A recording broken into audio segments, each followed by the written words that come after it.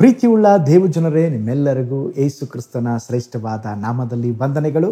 Shalom, ನಿಮಗೆ ಸಮಾಧಾನವಾಗಲಿ.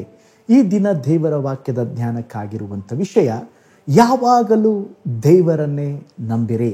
ಅದಕ್ಕೆ ಆಧಾರವಾಗಿ ಕೀರ್ತನೆಗಳು 62:8 ವಾಕ್ಯ, ಜನರೇ ಯಾವಾಗಲೂ ಆತನನ್ನೇ ನಂಬಿರಿ.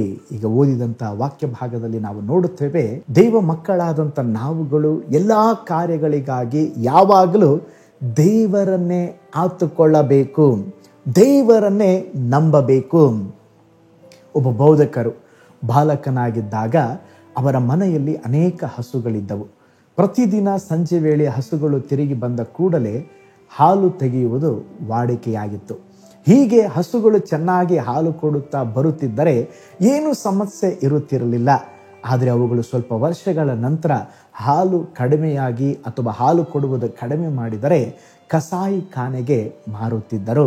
ಹಾಗೆಯೇ ಅವರ ಮನೆಯಲ್ಲಿ ಕೋಳಿಯನ್ನು ಸಾಕುತ್ತಿದ್ದರು. ಕೋಳಿಯು ಮೊಟ್ಟೆಯನ್ನು ಇಟ್ಟರೆ ಅದರ ಮೂಲಕ ಒಳ್ಳೆ ಆದಾಯವನ್ನು ಪಡೆಯುತ್ತಾ ಇದ್ದರು. ಅದು ಮೊಟ್ಟೆ ಇಡುವುದನ್ನು ಕಡಿಮೆ ಮಾಡಿದರೆ ಕೋಳಿಯು ಕಬಾಬ್ ಆಗುತ್ತಾ ಇತ್ತು. ಅವರು ಅದನ್ನು ಹಿತಕ್ಕಾಗಿ ಅಲ್ಲ, ಬದಲಾಗಿ ಅದರಿಂದ ಏನೋ ಎದುರು ನೋಡಿ ಅವುಗಳನ್ನು ಸಾಕುತ್ತಾ ಇದ್ದರು. ನೋಡ್ರಿ ಪ್ರೀತಿಯುಳ್ಳ ದೇವಜನರೇ, ನಮ್ಮ ಜೀವಿತದಲ್ಲಿ ಕೂಡ ಆ ವಿಧದಲ್ಲಿ ನಾವು ದೇವರನ್ನ ಎದುರು ನೋಡಬಾರದು. ದೇವರಿಂದ ಬರಬೇಕಾದ ಒಳ್ಳೆಯದನ್ನು, ಆಶೀರ್ವಾದವನ್ನು ಮಾತ್ರ ಎದುರು ನೋಡುತ್ತಿರುವಂಥ ನಮಗೆ ದೈವಿಕವಾದಂಥ ಆಶೀರ್ವಾದಗಳು ಕಡಿಮೆಯಾಗುವಾಗ ಕೆಲವು ಸಾರಿ ನಾವು ದೇವರನ್ನ ಬಿಟ್ಟು ಹೋಗುವಂಥ ಅನುಭವ. ಆದರೆ ನಮ್ಮ ಜೀವನದಲ್ಲಿ ನಮ್ಮ ಬೇಡುವಿಕೆ ಇಲ್ಲದಿರುವಾಗ ಅಥವಾ ಇದ್ದರೂ ಇಲ್ಲದೇ ಇದ್ದರೂ ದೇವರೊಟ್ಟಿಗೆ ಸಂಬಂಧವನ್ನ ಕಳೆದುಕೊಳ್ಳಬಾರದು. ಇಸ್ರಾಯೇಲರು ಕೂಡ ಹೀಗೇ ಇದ್ರು. ಇಸ್ರಾಯೇಲರು ಆ ಐಗುಪ್ತ ದೇಶದಿಂದ ಹೊರಟು ಬರುವಾಗ ಕೆಂಪು ಸಮುದ್ರದಲ್ಲಿ ಐಗುಪ್ತ ಸೇನೆಯನ್ನು ದೇವರು ಮುಳುಗಿಸಿ ದೇವರು ಅವರನ್ನು ಅದ್ಭುತವಾಗಿ ಕಾಪಾಡಿದ್ರು. ಅವ್ರೇನು ಮಾಡಿದ್ರು? ದೇವರನ್ನ ಕೊಂಡಾಡಿದ್ರು. ದೇವರೇ ನಮಗೆ ಬಲ, ದೇವರೇ ನಮಗೆ ಕೋಟೆ, ದೇವರೇ ನಮಗೆ ಅದ್ಭುತ ಮಾಡಿದ್ರು, ಯೆಹೋವನು ಯುದ್ಧ ಶೂರನು ಎಂಬುದಾಗಿ ಹಾಡಿ ಕೊಂಡಾಡಿದರು. ಆದರೆ ಅವರೇ ಮುಂದಿನ ಭಾಗದಲ್ಲಿ ನೋಡುತ್ತೇವೆ, ಅವರಿಗೆ ನೀರು ಸಿಗಲಿಲ್ಲ, ಆಹಾರ ಸಿಗಲಿಲ್ಲ. ಆ ಸಮಯದಲ್ಲಿ ಗುಣುಗುಟ್ಟಲಿಕ್ಕೆ ಆರಂಭಿಸಿದರು.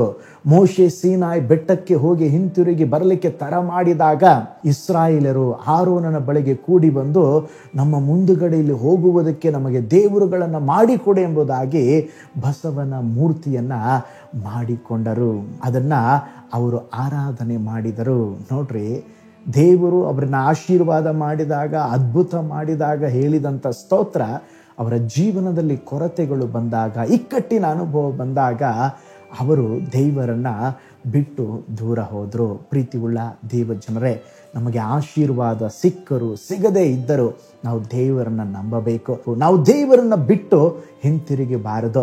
ಕರ್ತನನ್ನ ಹುಡುಕುವವರಿಗೆ ಯಾವ ಮೇಲಿಗೂ ಕಡಿಮೆ ಇಲ್ಲ ಎಂಬುದಾಗಿ ದೇವರ ವಾಕ್ಯ ಹೇಳ್ತದೆ. ಹಾಗಿರೋದಾದರೆ ನಮ್ಮ ಜೀವಿತದಲ್ಲಿ ಏನೇ ಬರಲಿ ನಾವು ದೇವರನ್ನೇ ನಂಬೋಣ, ಮನುಷ್ಯರನ್ನಲ್ಲ.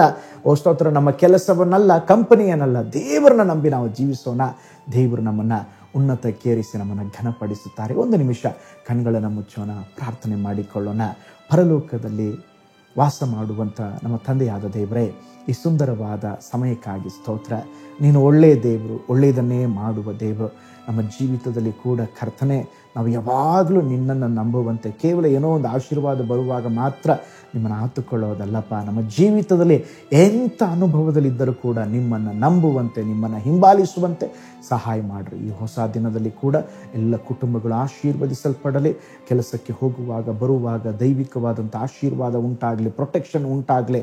ರಕ್ತ ಕೋಟೆಯೊಳಗೆ ಮರೆಮಾಚರಿ ಈ ದಿವಸ ಒಂದು ಜಯಕರವಾದ ಕ್ರೈಸ್ತ ಜೀವಿತವನ್ನು ಜೀವಿಸಲಿಕ್ಕೆ ನಮಗೆ ಕೃಪೆಯನ್ನು ಕೊಡ್ರಿ. ನಿನ್ನ ನಾಮವನ್ನು ಮೇಲೆ ಕೆತ್ತಲಿಕ್ಕೆ ಸಹಾಯ ಮಾಡ್ರಿ. ಯೇಸುವಿನ ಹೆಸರಿನಲ್ಲಿ ತಂದೆಯೇ, ಆಮೇನ್. Praise the Lord. ಹಾಗಿರೋದಾದರೆ ನಮ್ಮ ಜೀವಿತದಲ್ಲಿ ದೇವರನ್ನೇ ಆತುಕೊಂಡು ಜೀವಿಸೋಣ. God bless you all.